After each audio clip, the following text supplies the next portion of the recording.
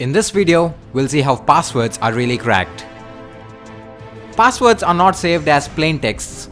Any website of this age on the internet uses a hashing algorithm to encrypt and manage passwords. There are many types of hashing algorithms like the SHA-1, MD5, etc. As an example for this video, let's consider Facebook. In order to log into your Facebook account, you enter your email and password and click on login. The first time you create a Facebook account, you are asked to fill in a form like this, which contains your name, your email address, and it asks you to choose a password, your birth date, and your gender. Once you click on sign up, this data is sent to the Facebook's backend database. In the Facebook's database, your name, your gender, your age, and your email or phone is saved as it is. But what about the password? As I told you, a password will never be saved as a plain text in a website's database. So this password is given as input to a hashing algorithm, and the output given by this hashing algorithm is the encrypted form of the password, which appears to be random but is not. This hashed password is saved in the Facebook's database but not the plain text, which means the password which you entered will never be saved on Facebook's database as a plain text. Instead, only it's encrypted, or in other words, the hashed password is saved in the Facebook's database. Now suppose Facebook had a data breach, and hackers managed to gain access to Facebook's user info, which included their name, age, gender, email, and password. Though hackers have this information, they will not be able to log into any specific user account because the password is encrypted. If the hacker tries to log into any specific user account with the hashed password, he will not be provided access. He only needs to enter the password, which is in the plain text form. So what do the hacker do now? Intuitively, the only possible way is to reverse the hash into its plain text form.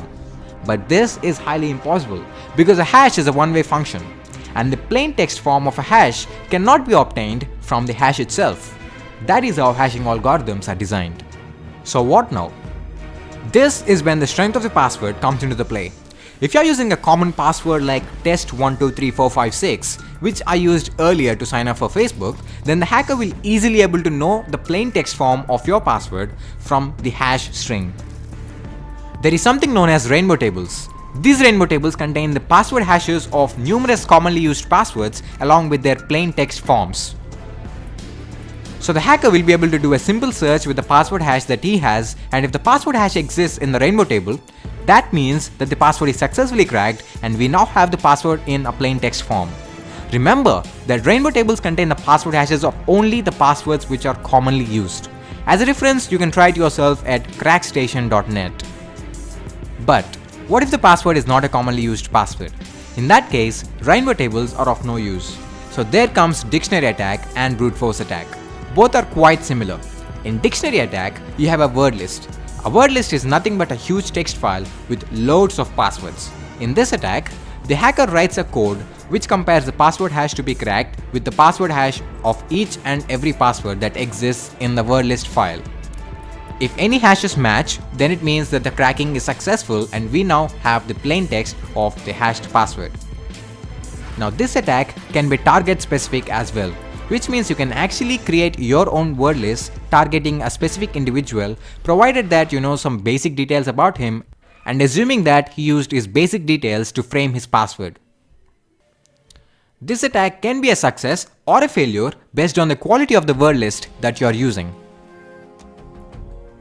In a brute force attack, each and every combination of letters, symbols, and numbers are converted into their hash forms and are then compared with the password hash which is to be cracked. In other words, you're literally taking every possible password that can exist, convert it into its hash, and check if the hashes match. So yes, it literally takes forever to crack a strong password using this method. However, if the computer's processing speed is fast enough, then yep, simple passwords can be cracked easily by this method. A new technique called salting is introduced by security analysts to give hackers a hard time in cracking passwords. In this technique, a specific combination of characters are inserted at specific positions of the plain text password before hashing. Every company has its own salting algorithm and they don't make their salting algorithm public. For example, let's say Facebook's salting algorithm inserts a string f ampersand 2p at the beginning, after the third character and at the end of the plaintext password. After salting the password, the salted password is then hashed by a hashing algorithm.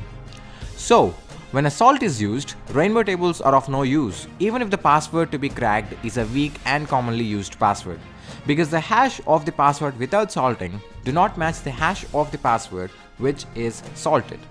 Also, brute force attack and dictionary attack are not effective to crack salted passwords, unless the hacker already knows the salting algorithm employed by a company. So that is it for this video. Thanks for watching. Leave a like if you liked this video, and also don't forget to subscribe for more awesome videos. Comment down below if you have any doubts regarding this video.